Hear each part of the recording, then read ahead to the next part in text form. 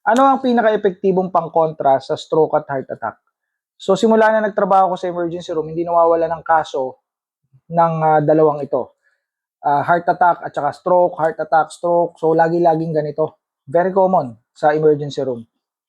So ang ating goal dito sa content na to ay mag-raise ng awareness kung ano yung pinaka-epektibong pangkontra sa heart attack at sa stroke na pwede nating gawing lahat.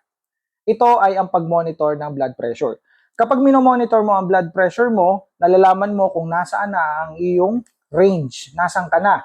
And if you know kung nasaan na yung blood pressure mo, makakagawa ka ng paraan. No? Let's say for example, ang BP mo lagi is 140 over 90 pataas o laging ganyan.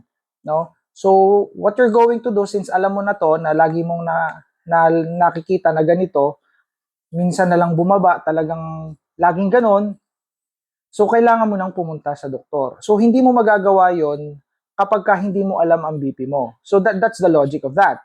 So, that's the reason why napaka-importante na i-monitor ang blood pressure. And, mamomonitor mo din kung ano na yung kalagayan ng katawan mo, kung nai-stress ba yung katawan mo, baka naman lagi kang galit. So, you have this in mind na, kailangan ko mag-stress management, kailangan ko matulog ng 8 oras sa isang araw, something like that. So, nakukuha niyo yung logic na from that point, na nagagawa mo ng paraan eh.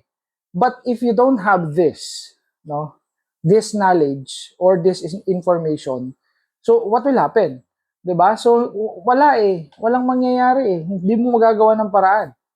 So that's the reason why napaka-importante na i-monitor natin ang blood pressure. And then syempre, para ma-monitor mo yung blood pressure, kailangan meron kang home kit na pang-BP or BP app sa bahay, BP apparatus. Right now, marami ng mga BP apparatus na nagkalat sa market, even online, even sa mga pharmacies. So, yung mga pharmacies natin, may mga tinda na yan na pang-BP. Meron dyan digital at meron dyan analog. If you're asking me if ano mas maganda pa rin yung analog, yung gumaganon. No? You know what I mean, yung may kamay. But, ito ang maganda dito. Marami ng mga ngayon na mga brand, lalo na yung mga sikat na brand na yung accuracy ng digital ay superb. So maaasahan nyo na rin yung mga digital. Ang bottom line nito, mas importante na mamonitor nyo ang BP nyo kung ang gamit nyo man ay analog or digital. Ang importante na mamonitor nyo yung blood pressure. Dahil from that point, malalaman mo na tumataas pala ang BP ko, makapagpa-check up nga sa doktor. Tumataas ang BP ko. Normal naman nung isang araw, bakit taas baba ang BP ko? Magpapa-check up ka ngayon sa doktor. O kaya, you will do it sa sarili mo, DIY.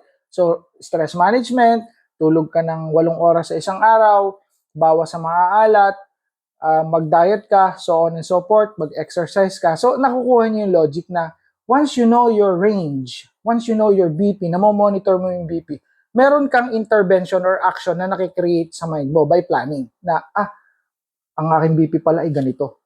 No? So, malalaman mo kung nasaan na yung BP mo. So, that's the point.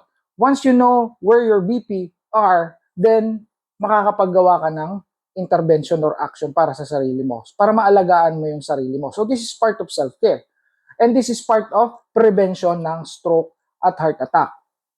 Alam nyo, sa ospital, napakaraming kaso araw-araw ng stroke at heart attack. Once na na-monitor ninyo ang blood pressure ninyo, specifically yung mga senior citizen, you are reducing your risk of stroke by 35 to 40% according sa mga endocrinologists. And heart attack by 20 to 25% according to endocrinologists. So that's very important na ma-monitor ninyo ang blood pressure nyo. No, tagapagligtas yan. Yung mga BP apparatus nyo, tagapagligtas yan. So hindi lang yan basta palamuti sa bahay nyo. Use it regularly and then consult your doctor if talagang mataas na ang BP nyo consistently. Okay? So this is Nurse Otonaro again. See you in the next content. Bye for now.